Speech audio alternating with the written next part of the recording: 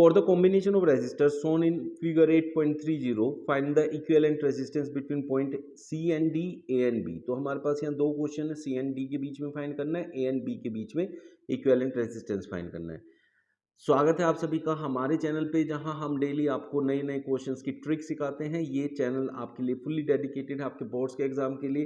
तो ये बहुत इंपॉर्टेंट है कि इलेक्ट्रिसिटी का क्वेश्चन जो क्लास 10th में पूछा जाता है आपके सीबीएसई एंड आईसीएसई दोनों एग्जाम्स में। चलिए इसको मैं सिखाता हूँ कैसे करते हैं। अब यहाँ से सी से डी तक जाना है, तो बच्चों सी से हमें डी पहुँचना है। तो जब भी हमारे पास एक जगह से दूसरी जगह जाना है रेसिस्टेंस फाइंड करने के लिए, तब आप लोगों को क्या करना है, देखना है कि करंट कितने रास्ते से जाता है। अगर करंट एक सीधे रास्ते से जा रहा है तो उस पर जितने भी आपके रेसिस्टेंस आएंगे सब सीरीज में होंगे। लेकिन जब हमारा करंट डिवाइड हो जाएगा, जैसे ये करंट आ रहा है, एक इधर चला गया रास्ता, एक इधर, तब हमारा जो इस रास्ते पे आएंगे और इस रास्ते पे आएंगे वो सब आपस में पैरेलल होंगे।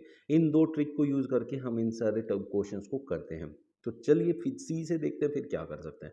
सी से हमारे पास एक रास्ता इधर से जाने का है, एक इधर से जाने का है, दो रास्ते बन गए। तो इट मीन्स यहाँ दो जगह से हमें रेजिस्टेंस फाइंड करना पड़ेगा और वो दोनों आपस में पैरेलल होंगे। तो सी से जब मैं इधर से जा रहा हूँ बच्चों, तो देखिए यहाँ से ऐसे होते हुए मैं डी तक पहुँच गया। ठीक है, इस रास्ते में जितने भी आए होंगे रेजिस्टेंस वो सब सीरीज में होंगे। देखिए 3 3 3, तो ये सब बन गया 9 ओम, यहाँ से सीधा 9 ओम। लेकिन जब मैं इस रास्ते से डी पे आ रहा हूँ तो सिर्फ एक बन रहा है 3 ओम। तो यहाँ दो रेजिस्टेंस बन गए, इस पूरे का टोटल हो गया 9 ओम और इधर से आए तो 3 ओम, ये दोनों आपस में हो गए पैरेलल। तो पैरेलल को निकालने का तरीका आपको बताता हूँ, ट्रिक है जो आपका बुक में फॉर्मूला दिया है उसको यूज़ नहीं करना है, बट इस पे मार्क्स नहीं करते हैं बोर्ड्स में, you can freely use it. तो क्या करते हैं, एक हो गया हमारे पास 9 ओम, एक 3 ओम। अगर इन दोनों का रेजिस्टेंस मुझे चाहिए जो इक्विवेलेंट रेजिस्टेंस है पैरेलल में, तो इन दोनों की करते हैं ऊपर multiply.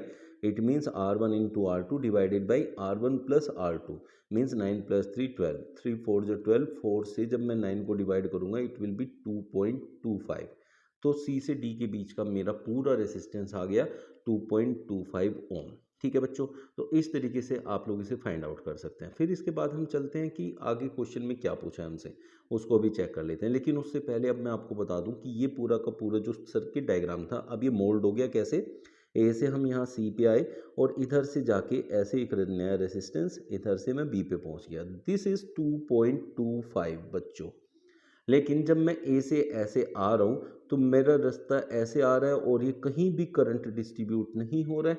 It means this one 2.25 है ये, और दिस वन, तीनों आपस में क्या है, सीरीज में। और सीरीज में हम डायरेक्टली तीनों को ऐड कर देंगे तो टोटल रेजिस्टेंस निकल के आ जाएगा।